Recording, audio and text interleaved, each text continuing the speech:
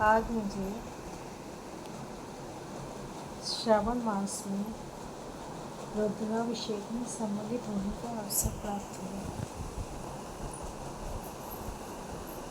जिसके अंतर्गत मुझे बाबा का श्रृंगार देखने को मिला। सर्वप्रथम पंडित जी ने बाबा का अभिषेक करवाया। अभिषेक के अंतर्गत बाबा ने सर्वप्रथम शिवलिंग का निर्माण, पार्थिव शिवलिंग का निर्माण किया। उनके साथ साथ गणपति जी, गौरा जी, कार्तिकेय और नंदी बाबा का निर्माण किया। अभिषेक के बाद पंडित जी ने बाबा पर चढ़ी हुई सारी सामग्री हटाकर उनको स्नान कराया और उनका श्रृंगार प्रारंभ किया। आप देख सकते हैं जिस तरह बाबा को नीलकंठ कहा जाता है, नीले कंठ वाला कहा जाता है। स्नान के तत्पश्चात पंडित जी ने शिवलिंग पर नीला गुलाल लगाकर उनको नीलकंठ का रूप दिया और उनको जैसे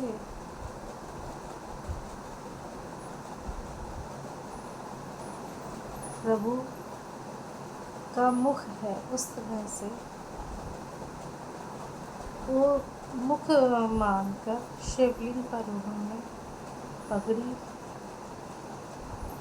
पहनाई, जिससे बाबा की छवि प्रतीत होने लगी कि हाँ, साक्षात कालों के काल महाकाल विराजमान है। लाल चुनरी में आप देख सकते हैं शिवलिंग के बाएं ओर माता गौरा विराजमान है। साथ में आज नाग पंचमी का यह रुद्राभिषेक किया गया। कहते हैं नाग पंचमी पर किया गया रुद्राभिषेक काल सर्प योग को भी समाप्त करता है।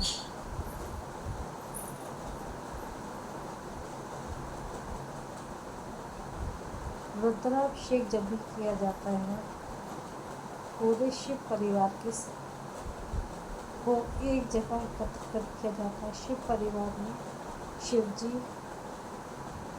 गणेश जी, गौरा जी, कार्तिकेय जी और नंदी बाबा को रखा जाता है। आप देख सकते हैं पूज्य पंडित जी किस तरह बाबा के श्रृंगार को एक एक कर रूप दे रहे हैं। बाबा के चेहरे को, मुख को किस तरह एक एक कर आकार दे रहे हैं, जिसमें पग पहनाने के बाद उन्होंने मूँछों का निर्माण, मूँछों का रूप दिया। प्रतीत हो रहा है कि हाँ, ये बाबा का मुख है जिस पर पंडित जी ने पग पहनाई है। पग के बाद उन्होंने जैसे किसी व्यक्ति के मुख पर मूँछें होती हैं उस तरीके से उन्होंने बाबा की मूँछों का आकार दिया है। इसके बाद उन्होंने बाबा की नासिका का आकार दिया। पंडित जी बाबा का श्रृंगार किस तरह रुच कर रहे हैं। उनका हाथ इतना सधा हुआ है कि एक बार रूप देने पर उसको सजाते संवारते हैं कि यहाँ कमी नहीं, वहाँ कमी नहीं। जहाँ उनको ज़रा सी भी कमी लगती है उसको संभालते हैं। लेकिन हाँ, जिस तरह से वो रुच कर बाबा का श्रृंगार कर रहे हैं, प्रतीत हो रहा है कि वो इस कार्य में कितने निपुण हैं। बाबा की नासिका के बाद देखिए उन्होंने बाबा की भौहों का आकार दिया। पता नहीं, मैं दोबारा इस तरह इतने पास से साक्षात बाबा का श्रृंगार देख पाऊँ या नहीं, मैं अपने आप को अहोभाग्य समझती हूँ कि मुझे आज श्रावण मास में बाबा का साक्षात श्रृंगार देखने का अवसर प्राप्त हुआ। देखिए किस तरह से पंडित जी एक एक कर कुछ ही समय में किस तरह से बाबा का चेहरे की कृति को पूर्ण कर रहे हैं। जो छवि या कह लें जो हम एक बार लगा देते हैं, जैसे कि नासिका उन्होंने एक बार लगाई, उन्हें मालूम है कि हाँ ये उचित है, तो कहेंगे बाबा इस कार्य में इतने निपुण हैं कि शायद ही उनसे कोई कृति इधर की उधर हो।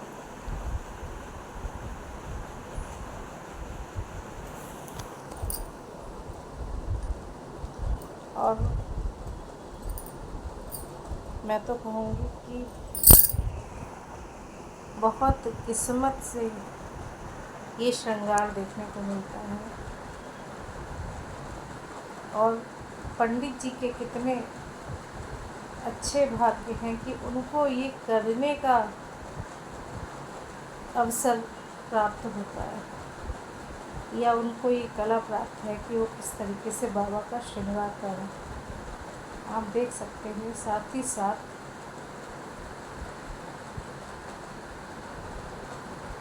श्रृंगार के साथ ही साथ पीछे की सब सारी सामग्री भी हटाई जा रही है, क्योंकि बाबा के श्रृंगार के लिए आसपास भी स्थान चाहिए।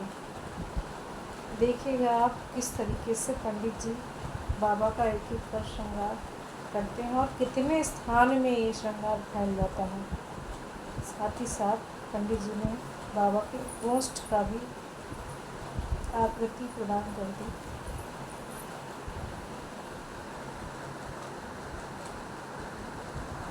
बस लग रहा है कि बाबा की छवि पूर्ण होने ही वाली है। कितना सुंदर रूप लग रहा है, नज़र ही नहीं आता।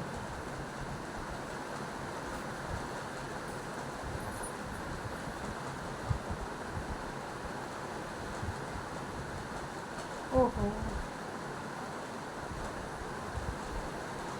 अब तो बस बाबा बोलने ही वाले हैं। शायद मेरे शब्द कुछ इधर उधर हो जाए, इसके लिए क्षमा प्रार्थी,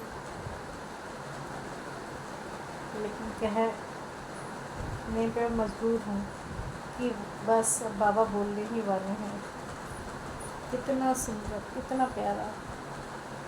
और तिलक के साथ पंडित जी ने बाबा के मुख का श्रृंगार पूर्ण किया। जिस तरह प्रतीत हो रहा है कि मानो साक्षात कालों के काल महाकाल भोले बाबा शिवलिंग में विराजमान हो गए हैं। मैं सच बोलूँ तो मैंने आज तक अपने जीवन में इस तरीके से साक्षात इतना पास से कभी बाबा का श्रृंगार नहीं देखा। हाँ, टीवी पर देखा है, पर मुझे ये अवसर प्रथम बार प्राप्त हुआ है जो मैं इस तरीके से बाबा का श्रृंगार देख रही हूँ। और अपने आप को अहोभाग्य कहती हूँ कि मुझे ये अवसर प्राप्त हुआ।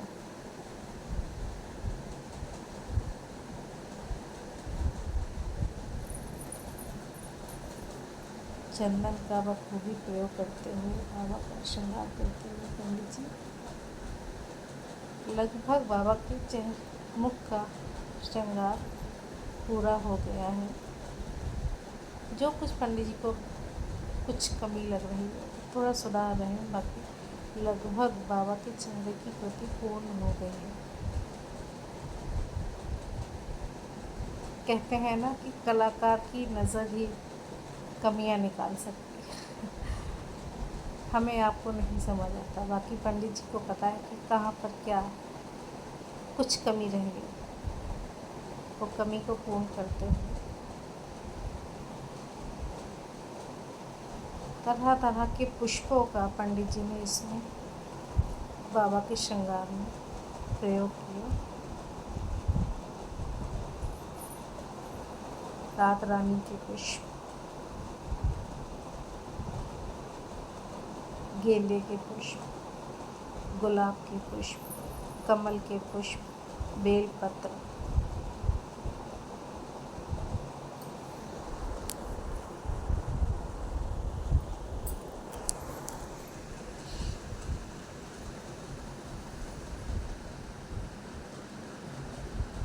बाबा के चारों ओर सफाई होती है कि यहाँ भी बाबा का बाबा के चारों ओर श्रृंगार किया गया। जैसे कि शिवलिंग के चारों ओर जलाधारी होती है, उस तरीके से बाबा का श्रृंगार किया जाएगा। शिवलिंग के चारों ओर जलाधारी का निर्माण किया जाएगा पुष्पों के द्वारा। और ये छोटा सा बालक बच्चा लोगों को तिलक लगाते हुए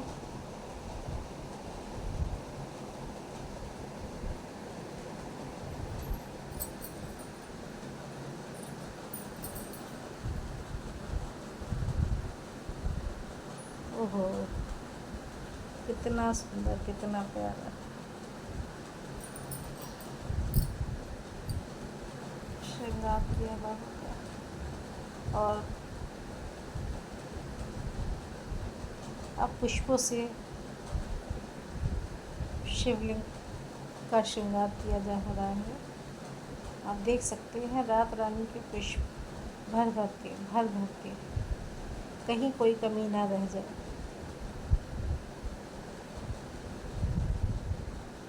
इस तरीके से पंडित जी बाबा का श्रृंगार करते हुए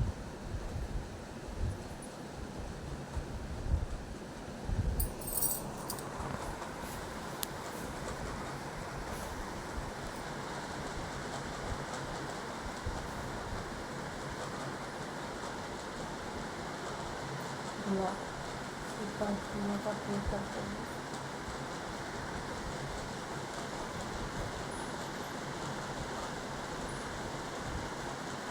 अगर आप सब ने इस तरीके से बाबा का कभी श्रृंगार होते हुए देखा है तो कमेंट में मुझे कमेंट ज़रूर करें।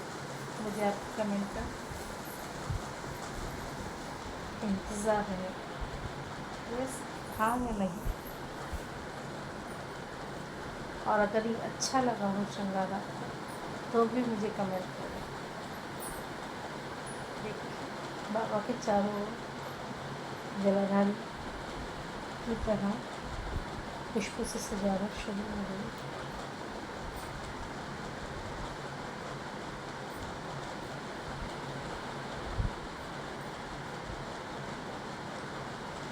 बाबा पर जो बाबा के साथ नाग देवता को रखा गया है, पंडित जी ने उन पर ये पत्ते लगाकर इस तरीके से प्रयोग किया है कि जैसे बाबा के पीछे एक सिंहासन है।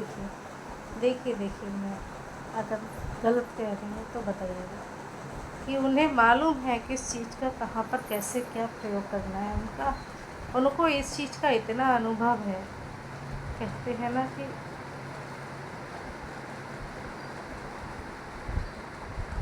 एक अच्छी कला का प्रदर्शन जिसको अनुभव होगा वही कर सकता है। शायद हम आप ये सोच भी ना पाए। ये इनका काम है तो इनको पता है कि इसको कितनी खूबसूरती से कैसे कब और कहाँ करना है। अब तो प्रतीत होता है कि हाँ बाबा बस सिंहासन पर विराजमान है। बाबा के चारों ओर इस तरीके से उन्होंने इन पत्तों का प्रयोग किया है कि लग रहा है कि बाबा सिंहासन पर विराजमान। देखिए शिवलिंग के चारों ओर अब गेंदे की सजावट की जा रही है।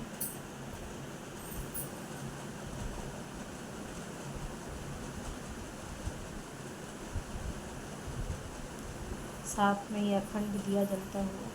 जिस समय से पंडित जी ने रुद्राभिषेक प्रारंभ किया था, ये दिया तब से प्रज्वलित है, और जब तक आरती होकर प्रसाद वितरण नहीं हो जाएगा तब तक यह दिया प्रज्वलित ही रहेगा। जिस तरीके से समय लग रहा है, पंडित जी ने पूजन के बाद पहले ही बोल दिया था कि मुझे लगभग 40 से 45 मिनट बाबा के श्रृंगार में लगेगा। आप लोग चाहें तो अपना समय का प्रयोग कर सकते हैं, और मुझे यहाँ पर स्थान खाली चाहिए ताकि मैं आराम से बाबा को सजा सकूँ या बाबा का श्रृंगार कर सकूँ। देखिए, जलाधारी की तरह पंडित जी ने बाबा के चारों ओर गेंदे से सजावट कर दी। शायद अब वो इसके बाद रात रानी के पुष्प का प्रयोग करेंगे।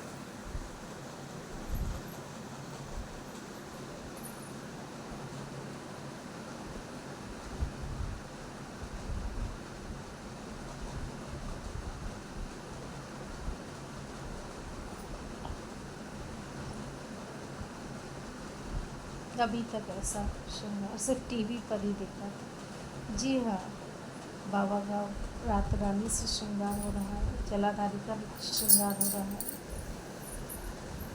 जैसे मैं कह रही थी, इस तरह से श्रृंगार मैंने अभी तक टीवी पर ही देखा है। मुझे पहली बार ऐसा अवसर प्राप्त हुआ है, इतनी पास से मैं साक्षात बाबा का श्रृंगार देख रही हूँ।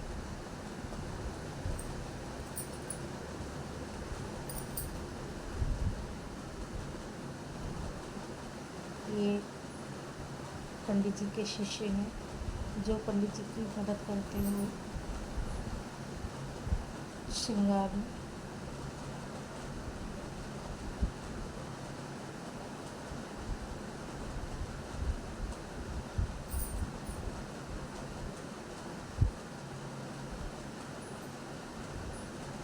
समय लगता है। बाबा का श्रृंगार में समय लगता है। देखिए, लगभग श्रृंगार पूरा होते हुए कुछ ही समय और है, या कह दें कुछ ही पुष्प का प्रयोग रह गया बाबा के श्रृंगार में। मैं आपको बाबा के अंत में पूर्ण दर्शन कराऊंगी, जिसमें बाबा कैसे लग रहे थे शायद मैं व्याख्या ना कर पाई हूँ, आप देख पाएंगे।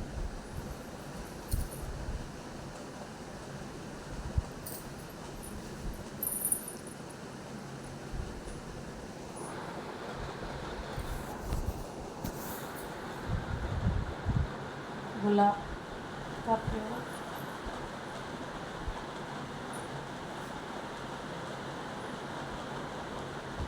ये सब अनुभव से ही हो सकता है। जिसको इस सबका अनुभव होगा या जो इसमें निपुण होगा वही ये सब कर सकता है।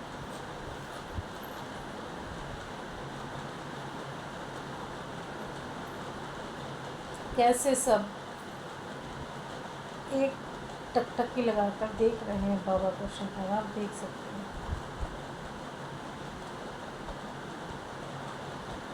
अद्भुत नज़ारा है।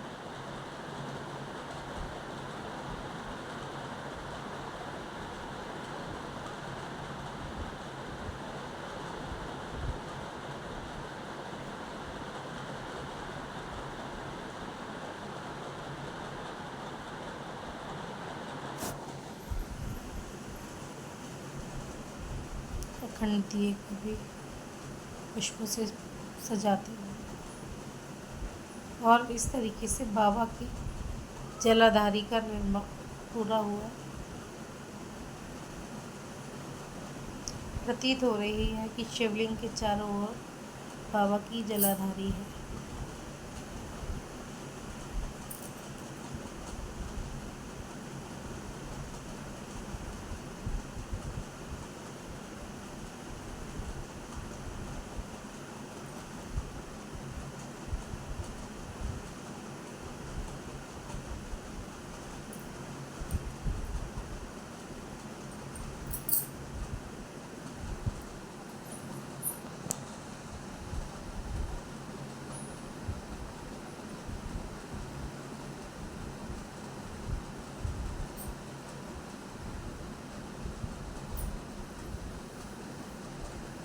किस चीज़ का कैसे कहाँ क्या प्रयोग करना है।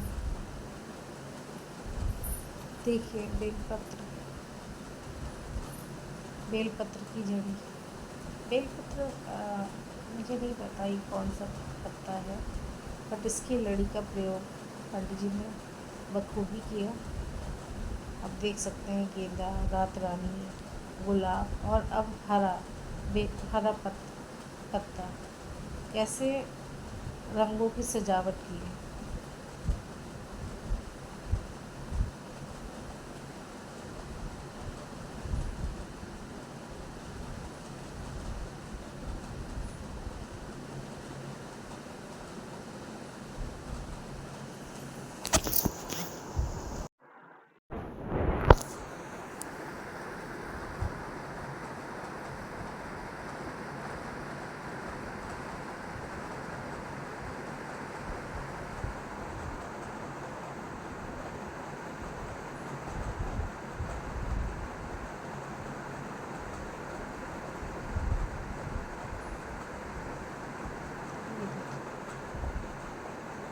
मैंने कहा ना, ये सब सिर्फ अनुभव से हो सकता है।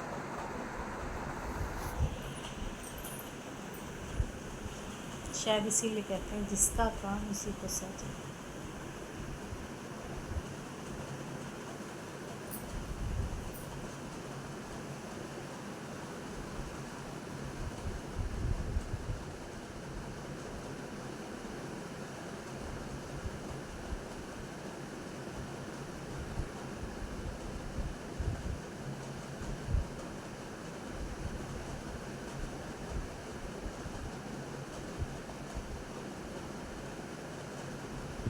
बाबा का भी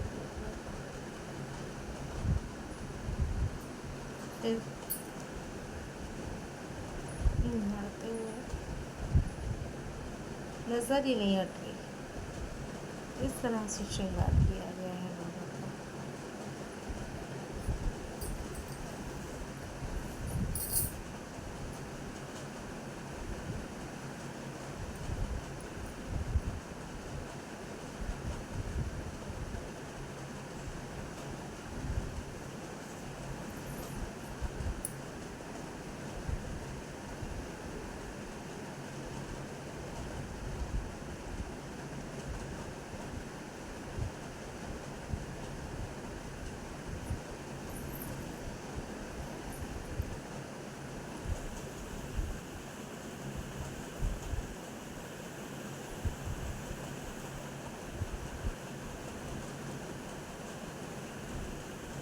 बाबा पर हार चढ़ाते हुए पंडित जी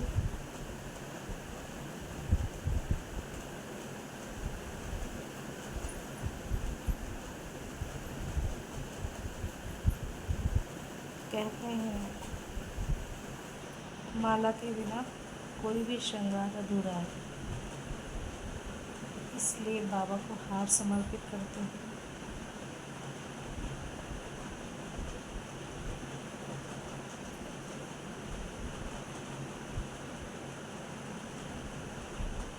एक और हार।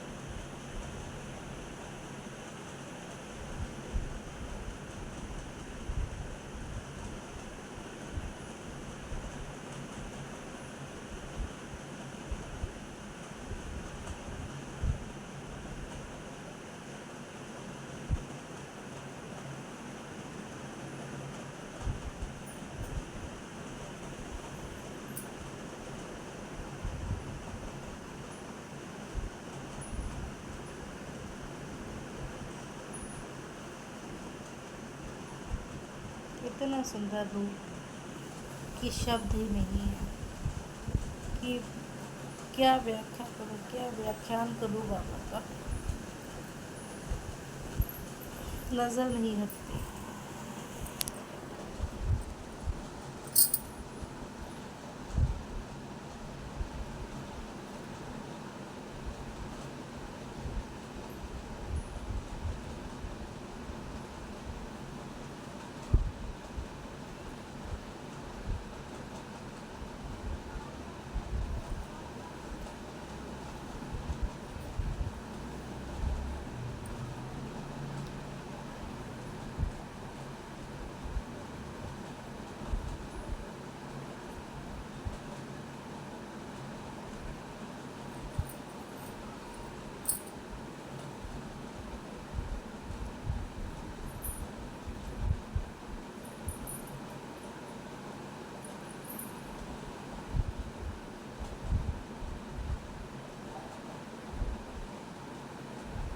बाबा को पुष्पों से सजाते हुए। शायद उनको कुछ कमी लग रही है, इसलिए उसको संभालते हुए।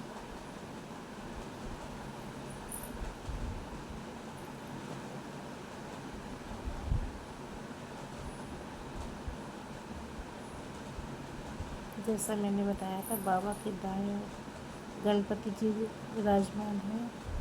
बाबा के बाईं ओर गणपति जी विराजमान हैं। बाबा के दाएं ओर गौरा जी विराजमान हैं।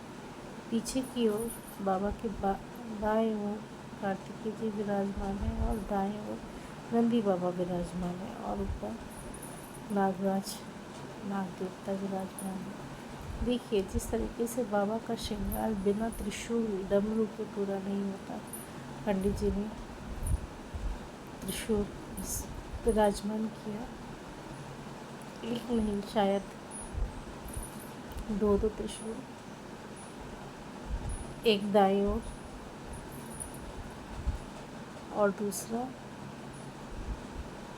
बाबा के बाईं ओर।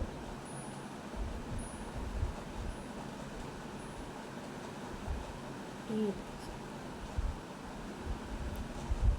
बाबा का रूप मोह रहा है, अति सुंदर।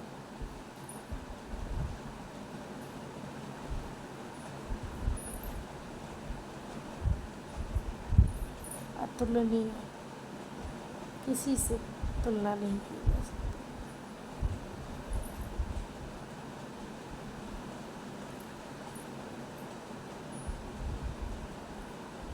पुष्पों का काम समाप्त हो गया।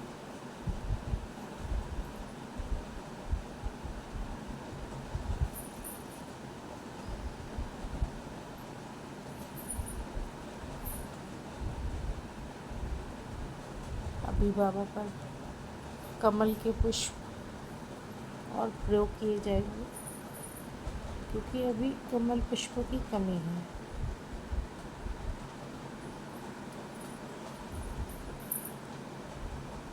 बाबा को भोग लौंग, सुपारी, पान, खीर,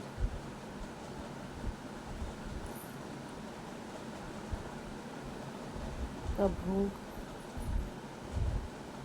लगाया गया। देख सकते हैं फल आदि, नाना प्रकार के फल।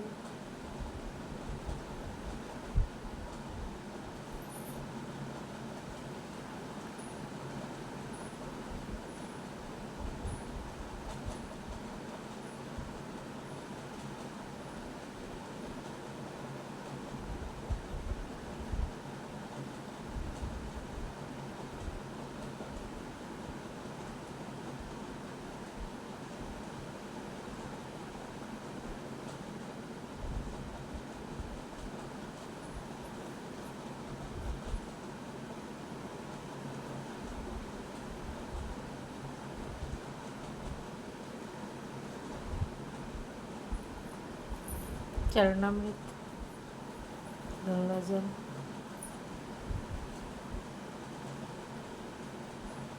मिठाई का भोग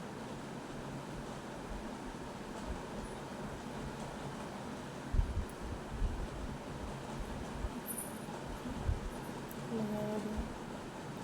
ये देखिए मैंने बोला कमल पुष्प, एक बाबा के नाग देवता के ऊपर दाएं बाएं जहाँ भी पंडित जी को महसूस हुआ उन्होंने कमल पुष्पों से बाबा की सजावट की।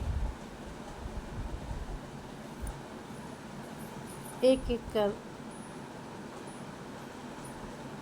सभी पुष्प बाबा के श्रृंगार में चार चांद लगा रहे हैं।